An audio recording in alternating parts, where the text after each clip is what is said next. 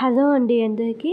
అసలు సిసలైన street style perfect Mysore masala dosa ఎలా చేసుకోవాలో చూపిస్తున్నాను. చూస్తుంటేనే నోరు ఊరిపోతుంది కదా, తింటుంటే ఇంకా ఇంకా తినాలనిపిస్తుంది. అలాగే పర్ఫెక్ట్ స్ట్రీట్ స్టైల్లో లాగా వచ్చి తీరుతుంది. దోశ అయితే చాలా క్రిస్పీగా ఉండిద్ది, అలాగే చాలా టేస్టీగా ఉండిద్ది. నేను చెప్పిన టిప్స్ కనుక ఫాలో అవుతూ చేయండి. మీకు ఎలా వచ్చిందో కామెంట్లో చెప్పండి. ముందుగా బ్యాటర్ ప్రిపరేషన్ ఎలా చేసుకోవాలో చూపిస్తాను. పిండి చూసారు కదా ఎంత బాగా పులుస్తుందో. ఇలాగ పిండి పొలవడానికి కూడా కొన్ని టిప్స్ ఉన్నాయి. ముందుగా పిండి కోసం ఒక హాఫ్ కప్పు మినపప్పు అంటే గుళ్ళు తీసుకుంటున్నాను. మినపగుళ్ళు ఏ కప్పుతో అయితే మినపగుళ్ళు తీసుకున్నాను అదే కప్పుతో ఒక కప్పు ఇడ్లీ బియ్యం తీసుకుంటున్నాను. అలాగే ఒక కప్పు దోశ బియ్యం తీసుకుంటున్నాను. పచ్చిశనగపప్పు 3 టేబుల్ స్పూన్లు తీసుకుంటున్నాను. ఇడ్లీ బియ్యం వేయగా ఉంటుంది, మనకి సూపర్ మార్కెట్స్లో దొరికింది చూడండి. ఇలాగ పచ్చిశనగపప్పు వేసిన తర్వాత 1-2 సార్లు నీళ్ళతో శుభ్రంగా కడగండి. 1-2 సార్లు నీళ్ళతో శుభ్రంగా కడిగి మళ్ళీ నీళ్లు పోసి ఒక 5 నుంచి 6 గంటల పాటు నానబెట్టుకోవాలి. ఇలాగా 6 గంటల పాటు నానబెట్టుకున్న తర్వాత అటుకులు ఉంటాయి కదా, అటుకులు ఒక హాఫ్ కప్పు ఒక అరగంట పాటు నానబెట్టుకోండి. మనకి ఇప్పుడు బియ్యం అయితే నానిపోయాయి కదా 6 గంటలు. ఒకసారి నీళ్ళతో కడగండి.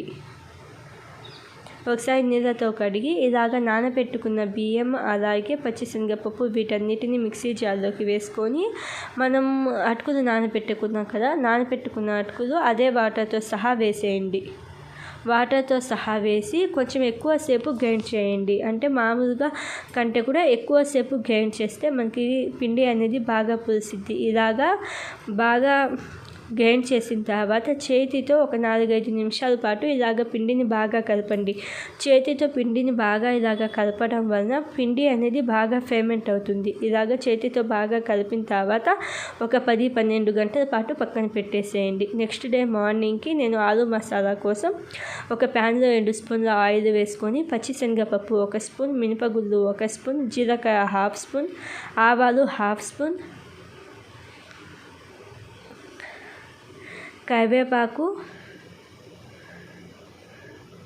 కరివేపాకు వేసుకొని ఒకసారి కలుపుకోండి. ఒకసారి కలుపుకున్న తర్వాత 2 మీడియం సైజ్ ఆనియన్స్ని సన్నగా కట్ చేసుకొని వేసుకోండి. ఇలాగా ఆనియన్స్ అనేవి మనకి కొంచెం రంగు మారిన తర్వాత అల్లం వెల్లుల్లి పేస్ట్ 2 స్పూన్లు, పసుపు 1/2 స్పూన్, సాల్ట్ 1/2 స్పూన్, అలాగే రెడ్ చిల్లీ 1/2 స్పూన్ వేసుకొని అల్లం వెల్లుల్లి పేస్ట్ పచ్చివాసన పోయేదాకా కుక్ చేసుకోవాలి. అల్లం వెల్లుల్లి పేస్ట్ పచ్చివాసన పోయిన తర్వాత ఆల్రెడీ ఉడికించి పైన పొట్టు తీసుకున్న బంగాళాదుంపలను ఇలాగ చేతితో స్మాష్ చేసుకొని వేసుకోండి. మరి తుమ్మకుండా కొంచెం బంగాళాదుంపలు మనకి తగిలేటట్టు ఇలాగ కొంచెం బంగాళాదుంపలు ఉండేటట్టు కొంచెం లైట్గా చేయండి. లైట్గా కొంచెం చేతితో స్మాష్ చేసుకొని వేసుకోండి. వేసి కొంచెం నీళ్ళు పోసి ఒక 5 నిమిషాల పాటు లో ఫ్లేమ్లో కుక్ చేసుకోండి. 5 నిమిషాల తర్వాత లెమన్ జ్యూస్ ఒక 2 టేబుల్ స్పూన్లు వేసుకోండి. మీ దగ్గర లెమన్ జ్యూస్ లేకపోతే చాట్ మసాలా అయినా సరే 2 స్పూన్లు వేసుకోండి, బాగుండిద్ది. అలాగే సన్నగా కట్ చేసిన కొత్తిమీర అలాగే పచ్చిమిర్చి వేసుకొని ఒకసారి బాగా కలుపుకోండి. ఇలాగా ఒకసారి బాగా కలుపుకున్న తర్వాత ఒక 2 నిమిషాల పాటు లో ఫ్లేమ్లో కుక్ చేసుకుంటే మనకి ఆలు మసాలా స్టఫింగ్ అనేది రెడీ అవుతుంది. ఆలు మసాలా స్టఫింగ్ అయితే రెడీ అయిపోయింది కదా. మనకి మెయిన్ ఈ మైసూర్ మసాలా దోశ కోసం రెడ్ చట్నీ అయితే ఇంపార్టెంట్. ఆ రెడ్ చట్నీ కోసం ప్యాన్లో 2 టేబుల్ స్పూన్ల ఆయిల్ వేసుకొని పచ్చిశనగపప్పు 2 స్పూన్లు, అలాగే పచ్చిశనగపప్పు కొంచెం ఫ్రై అయిన తర్వాత 2 మీడియం సైజ్ ఆనియన్స్ని ఇలాగ సన్నగా కట్ చేసి వేసుకుంటున్నాను. ఆనియన్స్ వేసిన తర్వాత ఆనియన్స్ అనేవి మనకి కొంచెం పింక్ కలర్కి వస్తే సరిపోతుంది. ఆనియన్స్ అనేవి కొంచెం పింక్ కలర్కి వచ్చిన తర్వాత నువ్వులు ఒక 3 స్పూన్లు వేసుకోండి. నువ్వులు వేయడం వలన మనకి టేస్ట్ అనేది ఇంకా బాగుండిద్ది. నువ్వులు వేసి ఒక 2 నిమిషాల పాటు లో ఫ్లేమ్లో కుక్ చేసుకోండి. ఇలాగ లో ఫ్లేమ్లో కుక్ చేసుకున్న తర్వాత మంట ఆఫ్ చేసేసి చల్లారనివ్వండి. ఒక అరగంట పాటు నానబెట్టుకున్న ఎండుమిరపకాయలు పెద్దవిగా కాకుండా ఇలాగ చిన్న చిన్నవి ఉంటాయి, అవి ఒక మిక్సీ జార్లోకి వేసుకొని సాల్ట్ 1 స్పూన్, పసుపు 1 స్పూన్, లెమన్ జ్యూస్ 2 స్పూన్లు, అలాగే మనం కుక్ చేసి పెట్టుకున్న ఆనియన్స్ ఉన్నాయి కదా, ఆనియన్స్ అలాగే నువ్వులు అవి వేసుకోవాలి. అవి వేసుకొని మనం ఈ ఎండుమిరపకాయలు నానబెట్టుకున్న నీళ్ళు ఉంటాయి కదా, అవే నీళ్ళు వేసేసి ఫైన్ పేస్ట్గా చేయండి. ఇలాగా చిన్ని ఎండుమిరపకాయలు వేయడం వలన మనకి కలర్ అనేది బాగుండిద్ది. మామూలుగా వాడే ఎండుమిరపకాయల కంటే కూడా ఈ కాశ్మీర్ రెడ్ చిల్లీ అంటే చిన్ని ఎండుమిరపకాయలు యూస్ చేస్తే మనకి మైసూర్ మసాలా దోశ అనేది చాలా టేస్టీగా ఉండిద్ది. ఆలూ స్టఫింగ్ అయితే రెడీ అయిపోయింది. అలాగే రెడ్ చట్నీ కూడా రెడీ అయిపోయింది. బ్యాటర్ చూపిస్తున్నాను. చూసారు కదా పిండి ఎంత బాగా పులిసిందో. ఎప్పుడైనా సరే ఇలాగ బాగా పులిసిన పిండిని మరీ ఎక్కువ కలపద్దు. మరీ ఎక్కువ కలపకుండా జస్ట్ ఒక 30 సెకండ్స్ లేకపోతే 1 నిమిషం పాటు ఇలాగ కలపండి, సరిపోతుంది.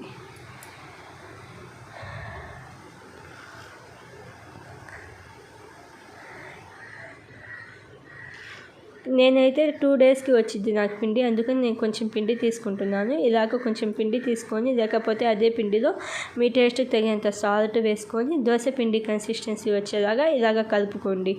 దోశ పిండి కన్సిస్టెన్సీ వచ్చిన తర్వాత పెనం అనేది బాగా హీట్ చేసుకోండి. పెనం బాగా హీట్ అయిన తర్వాత కొంచెం నీళ్లు పోసి ఇలాగ ఒక క్లాత్తో తుడిచి ఇలాగ దోశ బ్యాటర్ అనేది స్ప్రెడ్ చేయండి.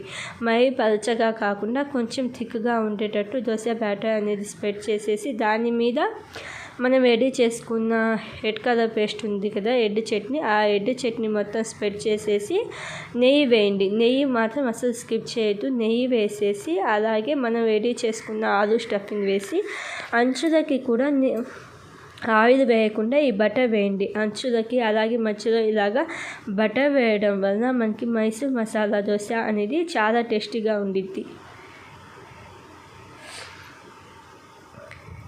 ఇలాగ నెయ్యి వేసిన తర్వాత దోశ అనేది కొంచెం లో ఫ్లేమ్లో కుక్ చేసుకోండి. లో ఫ్లేమ్లో కుక్ చేసుకుంటే మనకి టేస్ట్ అనేది బాగుంటుంది. లో ఫ్లేమ్లో ఒక 2 నిమిషాల పాటు కుక్ చేసుకొని ఇలాగ ఫోల్డ్ చేసుకొని సర్వ్ చేసుకోవడమే. చూసారు కదా ఎంత టేస్టీగా ఉందో. ఇంకా సేమ్ ప్రాసెస్ అన్నమాట. మళ్ళీ ఇంకొక దోశ కుక్ చేయాలి అంటే కొంచెం వాటర్ పోసేసి క్లాత్తో తుడిచి ఇలాగ దోశ పిండి వేసుకొని దాని మీద మనం రెడీ చేసుకున్న రెడ్ కలర్ పేస్ట్ అలా మొత్తం స్ప్రెడ్ చేసేసి ఆలూ స్టఫింగ్ వేసి నెయ్యి వేసుకోండి. ఆయిల్తో కంటే కూడా నెయ్యితో వేస్తే ఈ మైసూర్ మసాలా దోశ అనేది చాలా టేస్టీగా ఉండిద్ది. ఇలాగా ఆయిల్ వేసేసి లో ఫ్లేమ్లో ఒక 2-3 నిమిషాల పాటు కుక్ చేసుకొని ఇలాగా ఫోల్డ్ చేసుకోవాలి. అంతే అండి, simple and tasty Mysore masala dosa అయితే రెడీ అయిపోయింది. స్టఫింగ్ అలాగే పర్ఫెక్ట్ మైసూర్ మసాలా దోశ చాలా టేస్టీగా ఉండిద్ది. ఆలూ స్టఫింగ్ కూడా చాలా టేస్టీగా ఉండిద్ది. ఒకసారి తప్పకుండా ట్రై చేయండి. అంటే ఎప్పుడూ చేసేలా కాకుండా నేను చెప్పినట్టుగా ఈ టిప్స్ ఫాలో అవుతూ ఒకసారి ఇలాగా చేయండి. మీకు ఎలా అనిపించిందో కామెంట్ చేయండి. చూస్తుంటే నేను ఊరిపోతుంది కదా, మీకు ఎలా అనిపించిందో చెప్పండి. ఇలాంటి మరిన్ని వీడియోస్ కోసం మన ఛానల్ని సబ్స్క్రైబ్ చేసుకోండి.